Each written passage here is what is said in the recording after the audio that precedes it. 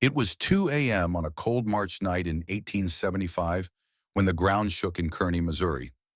An incendiary bomb, thrown by an agent of America's most famous detective, didn't just shatter a farmhouse window, it tore through the reputation of the Pinkerton National Detective Agency forever. Allan Pinkerton, the man who saved Abraham Lincoln, was no longer a hero. In the smoking rubble, neighbors found the shattered arm of Jesse James's mother and the body of his 8-year-old half-brother. But they didn't find Jesse. America's premier manhunter had just murdered a child to catch a bank robber who wasn't even there. Deep in the ash, a Pinkerton agent found something that made his blood run cold. A silver pocket watch, its crystal cracked, sitting intentionally on a charred beam. It wasn't dropped in panic. It was left as a message. Jesse James knew they were coming. By the fall of 1873, Allan Pinkerton wasn't just a detective. He was an institution. Operating out of his sprawling Chicago headquarters, he commanded an army of 2,000 agents that functioned with the precision of a military unit. Corporations paid him millions because his logo, the unblinking eye, promised one thing: inevitable capture. His agents were the best trained, the best equipped, and historically unstoppable. Then came the railroad contract. The premise was simple: capture Jesse James, dead or alive, for a bounty of $10,000. For Pinkerton, it looked like standard procedure. He deployed his first wave, 20 seasoned operatives sent to Liberty, Missouri, with the confidence of a man playing chess against a novice. The plan was a grid search, methodical and crushing. But the day the agents stepped off the train, checking into local hotels under false names, the telegraph wires began to hum. 40 miles away, almost to the hour of their arrival, the James Younger gang hit a bank. They moved with a fluidity that shouldn't have been possible, bypassing the exact roads Pinkerton's men were locking down. It was the first crack in the agency's armor. Jesse's timeline didn't match Pinkerton's intelligence, suggesting the outlaw wasn't just reacting to the law, he was anticipating it. The pattern that emerged over the summer of 1874 was maddeningly consistent. Pinkerton escalated the pressure, sending 50 heavily armed agents to surround a safe house identified by 3 separate informants. They moved through the brush in total silence, weapons drawn, ready for a shootout.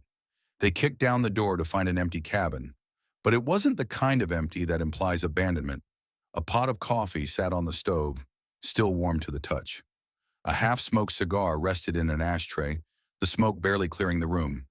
Agents swore they heard the echo of a horse's whinny and a sharp, distinctive laugh fading into the heavy timber. It happened again in August, then September. Each raid hit empty air, missing the target by 6 to 12 hours. Back in Chicago, Pinkerton sat surrounded by maps, his eyes scanning the raid schedules. The math was impossible. The only logical explanation was treason. Someone inside the unblinking eye was blinking. He launched a quiet, brutal investigation into his own men, tearing apart loyalties built over decades. Meanwhile, miles away on a Union Pacific line, Jesse robbed another train. He didn't just take the cash. He left a cheap pocket watch ticking on the conductor's seat. It was a taunt. He had time. Pinkerton didn't.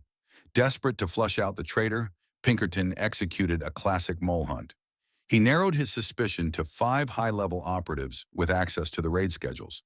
To each man, he fed a specific, distinct piece of false intelligence about Jesse's location. One was told Jesse was in a boarding house in Kentucky. Another was sent coordinates for a farm in Kansas. The logic was foolproof. Whichever location Jesse avoided, or better yet, mocked, would reveal the leak. Pinkerton waited, ready to hang the traitor himself. The result in October 1874 defied every rule of espionage. Jesse James didn't avoid one trap. His gang hit banks near all 5 locations within a 2-week span. It wasn't a leak, it was a flood. Pinkerton stared at the reports, finally understanding the scope of the problem. Jesse wasn't paying off a single disgruntled employee. He was intercepting the raw data. He was reading the telegraph lines themselves, plucking coded messages from the air before they even reached the agency field offices. The realization forced Pinkerton into a corner. If communication was the enemy, he would go dark. He conceived a plan of overwhelming force. 100 men, a simultaneous assault, in total radio silence. In January 1875, the logistics of the assault began to take shape. It was the largest detective force ever assembled on American soil for a single case, a grim testament to how personal the feud had become. The strategy was military grade.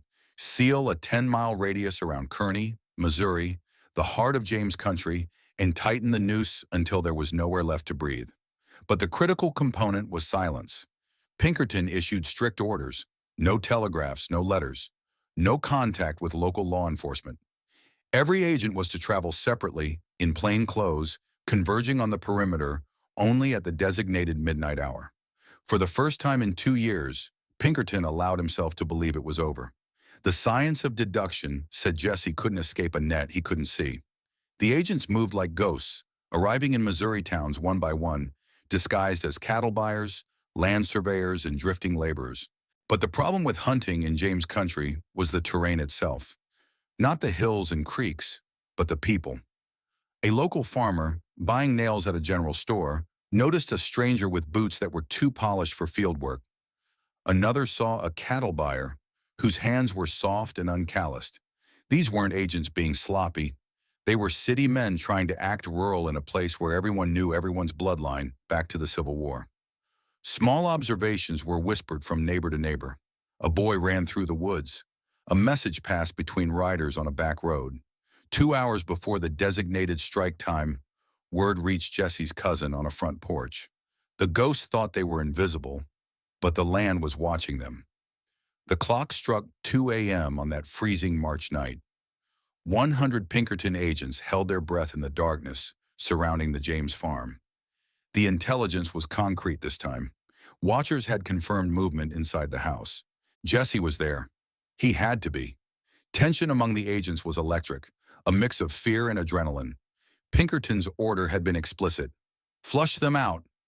In the silence, a metal arm swung, and an incendiary device crashed through the farmhouse window.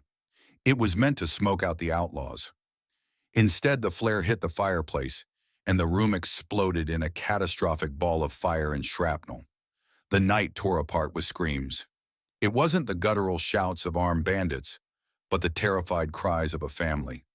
Inside the inferno, Zerelda Samuel, Jesse's mother, was thrown back, her arm mangled beyond saving. Young Archie Samuel, just 8 years old, didn't stand a chance. He was killed instantly by the blast. The agents rushed the doors, weapons leveled, expecting the return fire of the James gang. They found only blood and smoke. When the haziness finally drifted into the cold night air, the truth settled on them like ash. Jesse wasn't there. He hadn't been there for 3 days. The most sophisticated intelligence network in the world had been guided by rumors and phantom sightings. As the agents stood amidst the horror of a destroyed home and a dead child, one of them spotted something glinting on a beam that had miraculously survived the collapse. It was Jesse's pocket watch. It had been placed there deliberately, winding down, marking the exact moment the agency lost its soul. The watch wasn't a casualty of the fire, it was an observer. Dawn broke over a scene that would rewrite the history of the detective agency. As the smoke cleared and the local sheriff arrived, the reality of the night hit the Pinkerton force harder than any bullet. 40 agents, nearly half the deployment, refused to continue. Men who had tracked killers and thieves across state lines looked at the body of a boy and threw down their badges. They resigned on the spot, walking away from the generous Pinkerton salaries, unwilling to be part of a war on families. By the time the sun was high, the telegraphs were screaming again, but this time Pinkerton couldn't control the message. The national newspapers, once his greatest allies, turned ferocious. "Baby killer," read one headline. "Corporate thug murders child," shouted another. The narrative flipped overnight. Jesse James, the ruthless bank robber, was transformed into a sympathetic victim, a folk hero defending his kin against a faceless corporate army. The Missouri legislature went into an emergency session, debating a resolution to make Pinkerton operations illegal within state borders. Back in Chicago, the remaining 60 agents were demoralized, jumping at shadows. Then the letter arrived at the offices of the Chicago Tribune.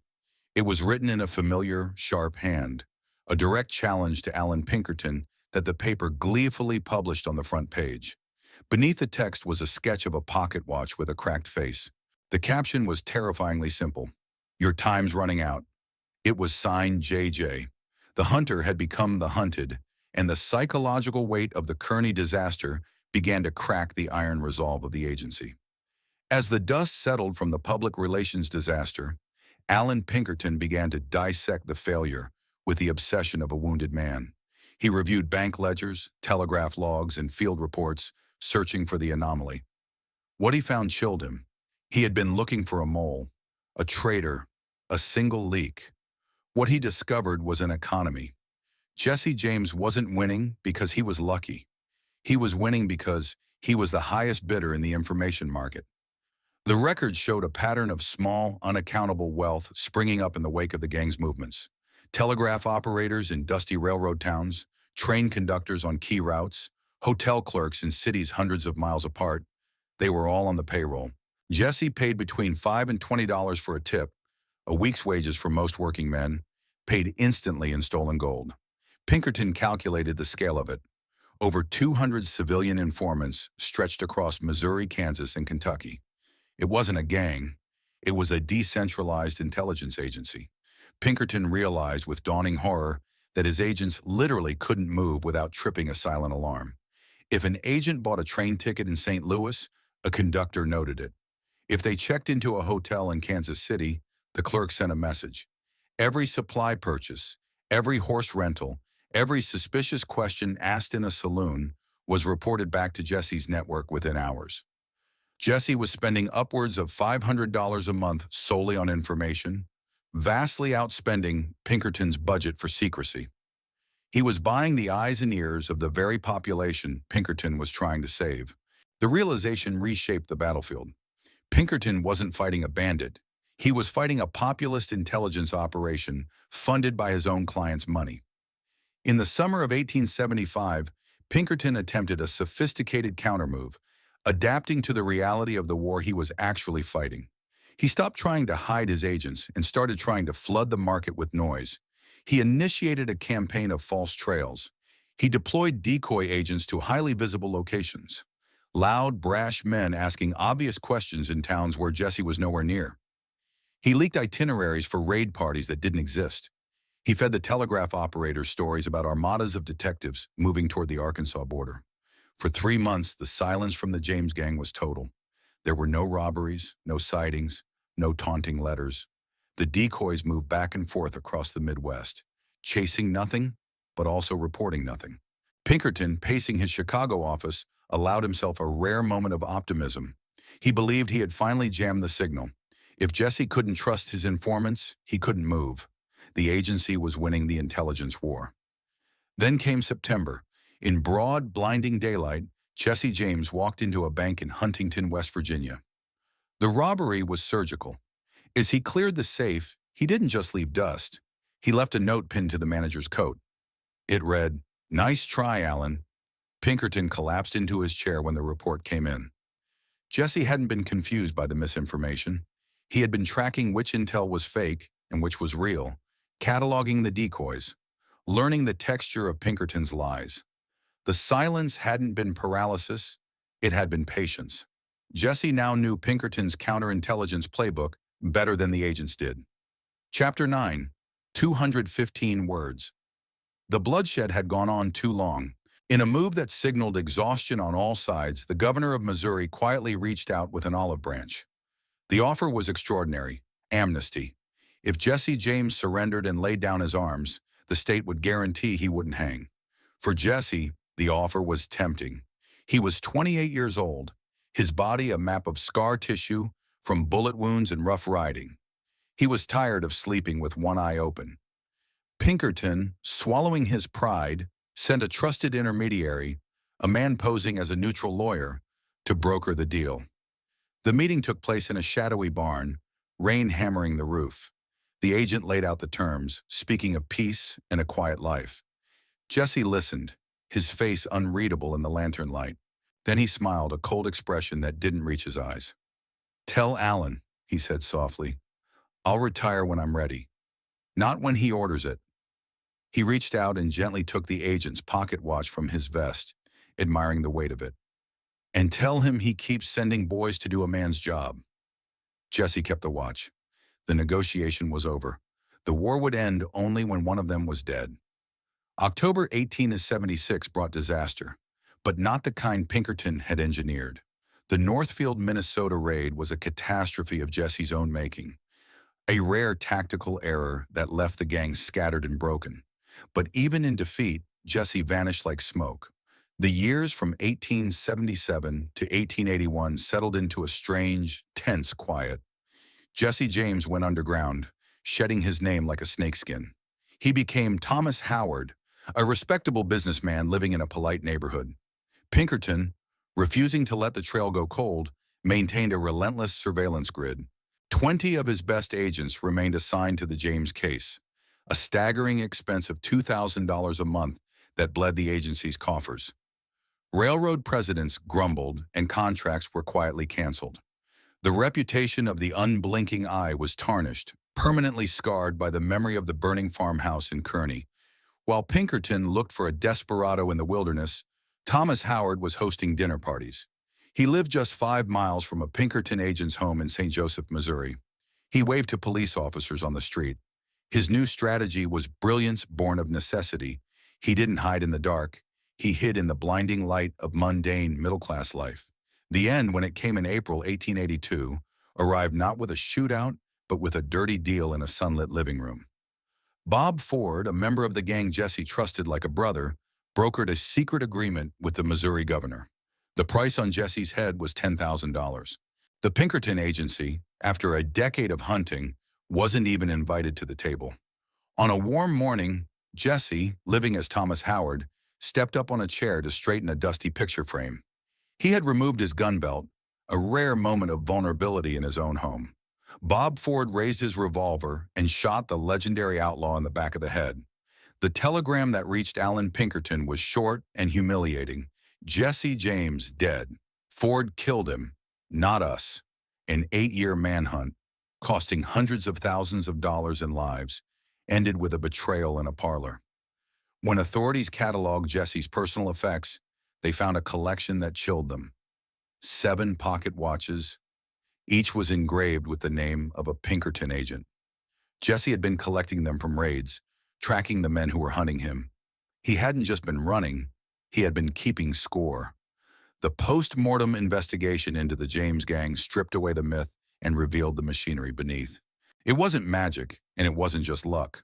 The sheer scale of Jesse's operation came into focus. Over 200 paid informants, complex coded message systems, and a counter-surveillance network that rivaled a government agency. He had spent an estimated $15,000 on intelligence over 8 years. In a private letter found in his archives years later, Pinkerton wrote a line that served as a eulogy for his failure. "We hunted a ghost with a budget.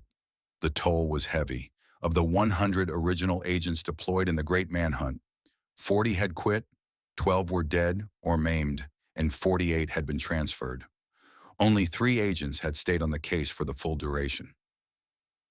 Chapter 13, 155 words. Allan Pinkerton died in 1884, his agency surviving to become a titan of industry, but his personal reputation never fully recovered from the duel with Jesse James. The Jesse James case became a cautionary tale in detective manuals, proof that manpower is useless without intelligence. Modern historians often debate who truly won. Pinkerton had the law and the resources, Jesse had the information. The pocket watches became legend, symbols of the time Jesse stole from his pursuers. Today, in a museum display, you can see them side by side. Pinkerton's gold timepiece and one of the silver watches found in Jesse's collection. They are both stopped, frozen at different hours, telling the same story. Force is loud, but secrets are quiet. In the end, it wasn't about 100 men or $100,000. It was about knowing what the other side knew before they knew you knew it.